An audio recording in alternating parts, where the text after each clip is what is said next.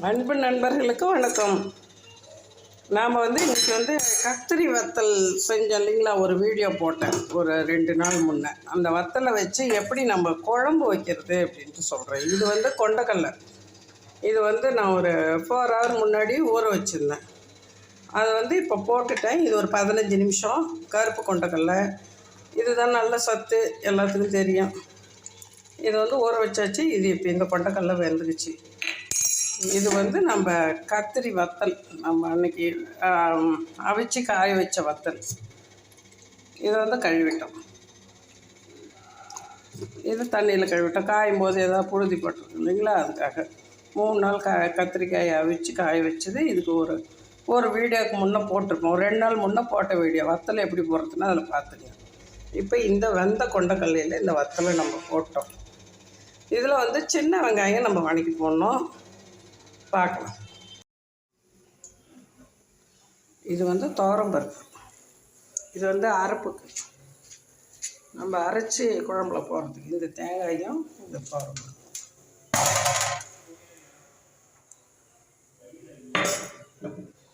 இது சின்ன வெங்காயம். இந்த சின்ன வெங்காயம் உரித்து அம்மியில் நசுக்கினது. நாங்கள் இதே மாடலில் தான் வைப்போம். இதே மாதிரி தான் வைப்போம். எங்கள் பாட்டிங்க, அம்மாயி, அப்பாயி, அம்மா, அத்தை எல்லாம் இப்படி தான் சொல்லுவாங்க. அதே மாதிரி தான் நாங்கள் செய்வோம். இது சின்ன வெங்காயம். இது நல்லா வணக்கி நம்ம போட்ட கத்திரி வத்தல் வெந்துட்டுருக்குது. அதில் நம்ம வணக்கணும் இல்லைங்களா, அந்த வெங்காயத்தை கொட்டிட்டோம். பாருங்க வத்தல் எவ்வளோ பெருசாகிடுச்சுட்டு. இன்னும் வேணும். இதில் நம்ம கொஞ்சம் மஞ்சத்தூள், இது மிளகாத்தூள், மஞ்சத்தூள், மிளகாத்தூள், உப்பு. இதை போட்டுட்டு நம்ம இன்னும் கொஞ்சம் வேக வைக்கிறோம். இன்னும் ஒரு 3 நிமிஷம் வேக வைக்கிறோம். இது உப்பு. இது புளிக்குழம்பு, அதனால் உப்பு கொஞ்சம் நல்லா போட்டால் தான் நல்லாயிருக்கும். நம்ம இதுக்கு தேவையான தேங்காயை அரைச்சி வச்சிட்டோம். இதுக்கு குழம்புக்கு தேவையான புளி ஊற வச்சுருக்கோம். இது வேகட்டும், அப்புறம் அதெல்லாம் சேர்த்துக்கணும்.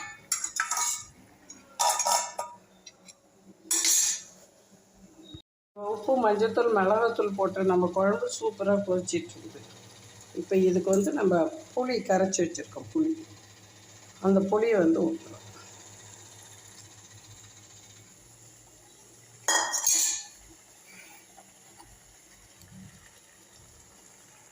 இது நம்ம தேங்காயும் துவரம் பருப்பு வறுத்தோம் இல்லைங்களா, வறுத்தோம்ல கரண்டியில் எண்ணெயில் வறுத்த துவரம் பருப்பு, தேங்காய், இதையும் நம்ம இதில் இப்போ ஊற்றுறோம். ஊற்றிட்டு இது நல்லா ஒரு 2 நிமிஷம் 3 நிமிஷம் குழம்பு நல்லா கொதி வந்த பிறகு இதுக்கு நம்ம கருவடகம், வெங்காய வடகம் போட்டு கருவேப்பிலை போட்டு தாளிச்சிட்டா ரெடி. இது களிக்கு, சிறுதானியத்தில் பொங்குறோம்ல, இந்த பொங்கல் சாதத்துக்கு, நம்ம பொங்கல் சாதத்துக்கு, நம்ம ரெகுலராக சாப்பிட்ற வடித்த சாதத்துக்கு எல்லாத்துக்கும் ரொம்ப சூப்பராக இருக்கும். இது சாப்பிட்டுட்டு பிடிச்சிக்கிச்சின்னா அது ஒரு வாசம் அடிக்கும் அந்த வத்தல் குழம்பு. அவரைக்காயிலையும் இந்த மாதிரி வத்தல் போடலாம். நான் இன்னொரு நாளைக்கு செஞ்சு உங்களுக்கு தரேன். இப்போ நம்ம குழம்பு நம்மளுக்கு ரெடி ஆகிடுச்சு. தேங்காய் போட்டோம், புளி போட்டோம், கொண்டக்கடலை போட்டு கத்திரி வத்தல் போட்டு குழம்பு.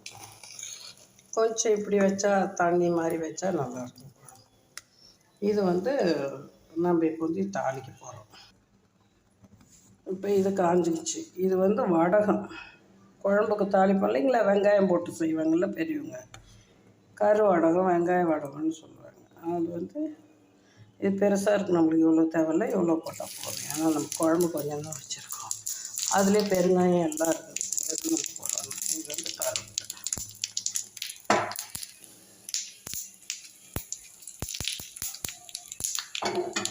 நல்லா பொரிஞ்சிடுச்சு. போதும், அவ்வளோதான்.